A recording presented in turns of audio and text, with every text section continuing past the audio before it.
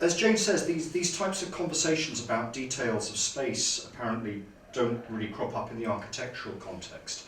I suspect they crop up even less in the context of academic philosophy.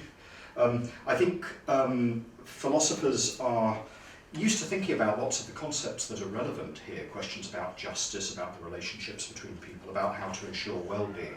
But those discussions always take place at quite a high level of abstraction, and it's very rare that you get people in my academic field sort of thinking about the concrete details in this way. We think about well-being in the abstract, or justice in the abstract, or resources in the abstract, rather than these kinds of spatial details. And I think that sort of feeds into a general pathology in the way that academic philosophy relates to other disciplines that we're quite interested in exploring and overcoming.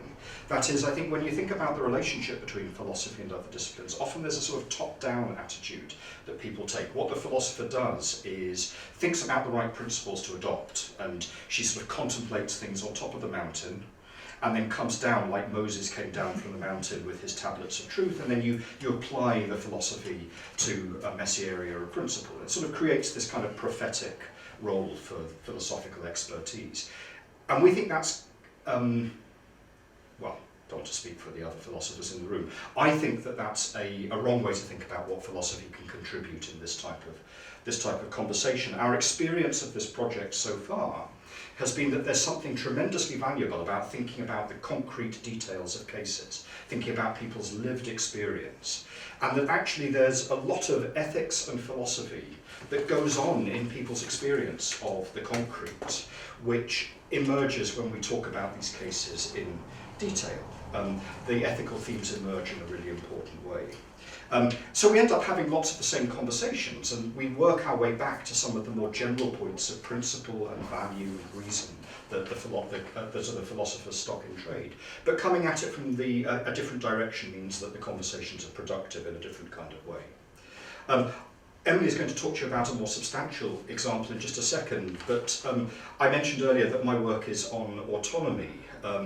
I think, and here's an example, I think, of how this type of conversation can help us understand that better. So how thinking about autonomy can help us understand this type of space a little bit better.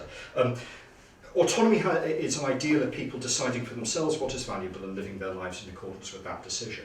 And it's easy, if you think about that in the abstract, to think that what you want to do is to maximise freedom, remove constraint for people, so that then they can do this for themselves, they can shape their lives in the way they want.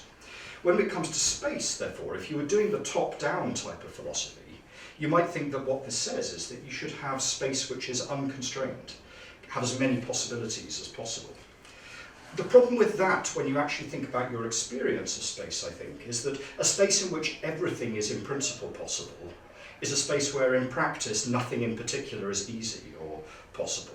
That actually the experience we have of these spaces, especially spaces where big transitions take place, is that you have to have a kind of structure, you have to have a certain kind of constraint for the people who occupy and use that space to be empowered to have control over the way that their life goes in that arena, and to be able to sort of live this ideal that we want people to have. And I think that's an insight which you don't really get until you reflect upon the relationship between this philosophical value on the one hand, this ideal that we want people to live up to, and actually what it's like to be an embodied human being in a space trying to do stuff. I think it's useful for the philosopher to be able to reflect on that, because it means that sort of we don't lionize absolute freedom in the way that we might do otherwise. But I also think it's useful to think about how we organise our space using this idea of autonomy, because it tells us something about what we're aiming for, and it gives us a vocabulary to articulate what goes well about some uses of space. The way that Jane described using the piece of fabric a little earlier on, and also what might go wrong. So that's, I think, what we're hoping that the philosophical side of this project can bring to these discussions. It's not about taking academic expertise and imposing it from the top down. It's about being experienced interlocutors who are really interested in the ethical expertise that's embedded in the everyday practice of practitioners and the experience of everybody who's gone through these kinds of spaces.